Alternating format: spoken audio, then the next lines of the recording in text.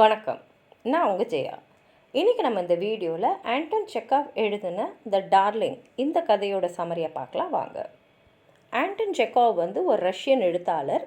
இவரோட கதைகள் வந்து முதல் உலக போருக்கு அப்புறம் வந்து ஆங்கிலத்தில் வந்து டிரான்ஸ்லேட் ஆச்சு, அதாவது மொழிபெயர்க்கப்பட்டது. அதுக்கப்புறம் அவர் உலகம் முழுக்கவும் வந்து பிரபலமாயிட்டார். இப்போது அவர் கதைகள் எல்லாமே எல்லா மொழியிலுமே மொழிபெயர்க்கப்பட்டிருக்கு. இன்னமும் அவர் கதைகள் வந்து பிரபலமாக தான் இருக்குது. அவருடைய இந்த கதையான த டார்லிங் வந்து ஒரு இளம் பெண்ணை பற்றி. அவள் பேர் வந்து ஓல்கா. அவள் எப்படின்னா யாரையா சார்ந்தே தான் இருப்பாள். அவளுக்கு வந்து சார்ந்து அவங்களுடைய எண்ணங்கள், அவங்களுடைய நோக்கம், இதை நோக்கி பயணிக்கிறது தான் அவளுடைய வாழ்க்கை முறையாக வர்ணிச்சிட்ருக்கா. பெண்கள் கூட அவளை பார்த்தா யூ டார்லிங்கன்னு தான் கூப்பிடுவாங்க. ஏன்னா வந்து அவள் அவ்வளோ வந்து வந்து அவங்க மேலே அன்பு செலுத்துறது மாத்திரம் இல்லாமல் இவ கூட பழகுறவங்க எல்லாருமே இவ மேலே அன்பு செலுத்துகிற மாதிரி தான் இருப்பாள். இதனாலேயே என்ன ஆகுதுன்னா, இவளால் வந்து யாருமே இல்லாமல் இருக்க முடியாது. யாரோ ஒருத்தங்க வேணும், அவங்க மேலே இவள் அன்பு செலுத்தணும், இப்படி தான் இருக்கா. அவளுடைய கணவர்கள் மேலேயும் அவள் அப்படி தான் இருந்திருக்கா.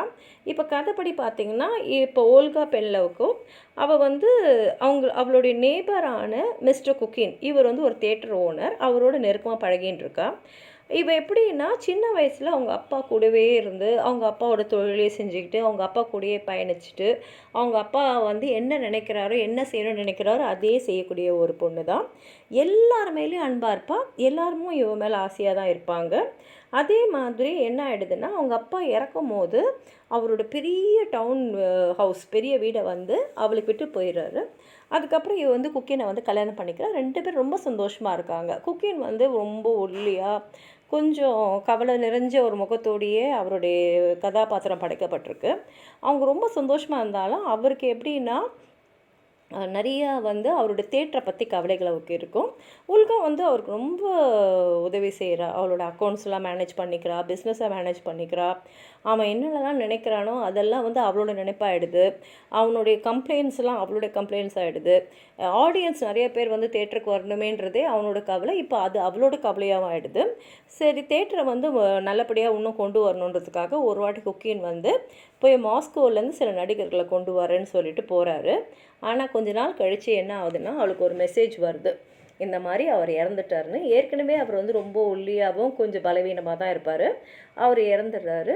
இதனால உல்கா ரொம்ப மனசு உடைஞ்சு போயிடுறா. ஆனால் வெறும் 3 மாதத்துக்கு தான்.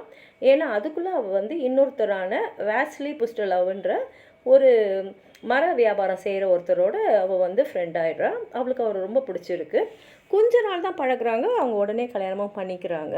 இப்போ உல்கா வந்து அவருடைய 2வது கணவருடைய அலுவலகத்துக்கு போகிறது, அவருடைய வேலைகள்லாம் செய்கிறது, உதவி செய்கிறதுன்னு இருந்துட்டு கொஞ்ச நாள் எப்படின்னா மர வியாபாரத்தையே வாழ்நாள் முழுக்க செஞ்சால் எவ்வளோ ஒரு விஷயம் தெரிஞ்சுக்கிட்டு ஒருத்தங்க பேசுவாங்களோ அந்த மாதிரி அவருடைய ஃப்ரெண்ட்ஸ் கேலெல்லாம் வந்து பேச ஆரம்பிச்சிடுறான். தேட்டரை இப்போ கவனிக்கிறதே இல்லை. ஏன்னா இப்போ தேட்டர் அவளுக்கு வந்து தேவையில்லாத ஒரு விஷயமாகிடுது. இவர் 2வது கணவரான இவர் வந்து ரொம்ப தெய்வ நம்பிக்கை உள்ளவராக இருக்கிறதுனால இவ்வளோ வந்து அந்த அந்த தெய்வ நம்பிக்கையிலே போயிடுறான். அவர் என்னெல்லாம் நினைக்கிறாரோ அதே மாதிரி தான் நினைக்கிறார். அது மாத்திரம் இல்லாமல் அவளுக்கு இன்னொரு ஃப்ரெண்டு கிடைக்கிறார். அவர் வந்து ஒரு ஆர்மியில் இருக்கிற வெட்டினரியன். அவர் பேர் ஸ்மிரன். அவர்கிட்ட பேசும்போது அவர் மனைவியை வந்து கொஞ்சம் அன்ஃபேத்ஃபுல்லாக இருக்கிறதெல்லாம் சொல்கிறாரு. அதனால அவங்கள விட்டு பிரிஞ்சு இருக்கிறதா சொல்கிறாரு. அப்போ அவங்க சொல்கிறா, இல்லை இல்லை, உங்களுக்கு ஒரு பையன் இருக்கான், அவனுக்காக நீங்கள் உங்கள் மனைவியை மன்னிச்சுட்டு நீங்கள் 2 பேரும் ஒன்றா இருக்கணும் அப்படிலாம் வந்து அட்வைஸ் பண்ணுற அளவுக்கு இருக்கா. இவங்க 2 பேரும் ரொம்ப சந்தோஷமாக ஒரு 6 வருஷத்துக்கு புஸ்டல் ஹவுஸ் வந்து வாழறாங்க. ஆனால் என்ன ஆகிடுதுன்னா, துரதிருஷ்டவசமாக வாஸ்லி வந்து ஒரு வாட்டி அவருடைய மரங்களெல்லாம் பார்க்க போகும்போது அவருக்கு வந்து கோல்டு வந்துடுது. அது ரொம்ப அதிகமாகிட்டு அதில் அவர் இறந்துடுறாரு. இப்போ திரும்பி ஓல்கா தனிமையில் போயிடுறா. இப்போ அவளுக்கு இருக்கிறதெல்லாம் அவள் கூட இருக்கக்கூடிய ஒரு பூனையும் அப்பப்போ வந்துட்டு பார்த்துட்டு போகிற ஸ்மிரன் தான். இப்போ என்ன ஆகிடுதுன்னா, அவள் ஸ்மிரன் மேலே கவனம் செலுத்த ஆரம்பிச்சிடுறான். அவன் வந்து வெட்டினரி டாக்டர்ன்றதுனால மிருகங்கள் சம்மந்தப்பட்ட வியாதியெல்லாம் வந்து அவளுக்கு தெரிய ஆரம்பிச்சிடுது. நிறையா வந்து எப்படின்னா அவர் என்னெல்லாம் சொல்கிறாரோ கூர்ந்து கவனித்து அது திருப்பி அவர் பேரட்டிங்னா சொன்னது திருப்பி சொல்கிற மாதிரி அவர் மற்றவங்களுக்குலாம் என்ன சொல்கிறாரோ அதெல்லாம் இவ சொல்ல ஆரம்பிச்சிடுறான். சீக்கிரமாகவே இவங்க 2 பேரும் லவர்ஸாகவே ஆகிடுறாங்க. ஆனால் என்ன ஆகிடுதுன்னா, ஸ்மிரன் வந்து சைபீரியா போக வேண்டியதாக ஆகிடுச்சு. ஏன்னா அங்கே ஒரு கேம்ப் இருக்கிறதுனால அவர் தனியாக விட்டு போகிறாரு. கொஞ்சம் வருஷம் கழிச்சுட்டு திருப்பி வராரு. ஆனால் எப்படின்னா அவரோட மனைவியோடு சேர்ந்துட்டு அவர் பையனை அழைச்சிட்டு இங்கே வராரு. அப்போ ஒல்கா என்ன சொல்கிறாங்கன்னா, எனக்கு தான் இவ்வளோ பெரிய வீடு இருக்கு இல்லையா, அதனால் நீங்கள் இங்கே இருந்துக்குங்க, பக்கத்தில் இருக்கிற காட்டேஜில் நான் இருந்திருக்கேன் அப்படின்னு சொல்லிடுறான்.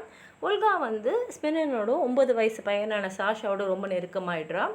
சாஷா வந்து இப்போ ஒல்காவோடயே வந்து இருக்கான். ஏன்னா அவங்க அம்மா வந்து அவளுடைய சிஸ்டரோட வீட்டில் இருக்கிறதுக்கு போயிடுறான். ஒல்காவுக்கு ரொம்ப பிடிச்சிருக்கு அவனை எத்தனை ஸ்கூலில் விடுறது, அவன் ஹோம்ஒர்க் சொல்லி கொடுக்குறது எல்லாம். ஆனால் அவள் ஓவராக அவன் மேலே வந்து அன்பு செலுத்துறது வந்து அந்த பையனுக்கு வந்து கொஞ்சம் அதிகமாக தான் இருக்குது. அவனால் அதை ஏற்றுக்க முடியல. இப்போ ஒல்காவுக்கு ரொம்ப சந்தோஷமாக இருக்குது. ஏன்னா வந்து இது ரொம்ப புதுமையான ஒரு லைஃப் ஸ்டைலாக இருக்குது. ஒரு சின்ன பையனை அழைச்சின்னு போகிறது, அவனை கவனிச்சிக்கிறது, அவனுக்கு வேண்டியதெல்லாம் செய்யுதுன்னு. ஆனால் உள்ளுக்குள்ளே ஒரு பயம், எப்போ சாஷாவோட அம்மா வந்து அந்த சின்ன பையனை அழைச்சின்னு போயிடுவான்னு. கதை எப்படி முடியுதுன்னா, ஒரு நாள் ராத்திரி அவன் தூக்கத்தில் கத்துறான், என்னை வந்து விட்டுடு, என் மேலே ரொம்ப வந்து சாயாத அப்படின்னு கத்துறான். இத்தோட கதை முடிகிற மாதிரி தான் இருக்குது. இந்த கதையில் நம்ம ஒழுங்காக பார்க்குறோம். அவள் யாரையோ ஒருத்தவங்களை சார்ந்தே இருக்கிற மாதிரியும் யாருமே இல்லாமல் அவளால் வாழ முடியாத மாதிரியும் தான் காமிச்சிருக்காங்க. ஆனால் அவ்வளோ ரொம்ப நல்லது தான். எல்லாருக்குமே எல்லாத்தையும் கொடுக்குற மாதிரியும் எல்லாருக்கும் ரொம்ப சப்போர்ட்டிவாக இருக்கிற மாதிரி தான் காட்டுறாங்க. இது வந்து வளர்ந்த ஒரு சமுதாயத்தில் நல்ல விஷயமாக தான் எல்லோரும் எடுத்துப்பாங்க.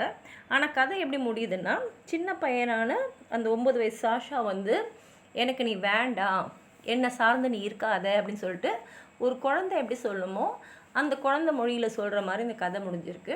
ரொம்ப அருமையாக அந்த கதையை எழுதியிருக்காரு அவர். உங்களுக்கு ஏதாவது சொல்லணும்னு நினச்சிங்கன்னா கீழே இருக்கிற கமெண்ட் பாக்ஸில் எழுதுங்க. இந்த வீடியோ லைக் பண்ணுங்கள், உங்கள் ஃப்ரெண்ட்ஸோடு ஷேர் பண்ணுங்கள். சப்ஸ்கிரைப் பண்ணாதவங்களாம் ப்ளீஸ் சப்ஸ்கிரைப் பண்ணி சப்போர்ட் பண்ணுங்கள். நன்றி.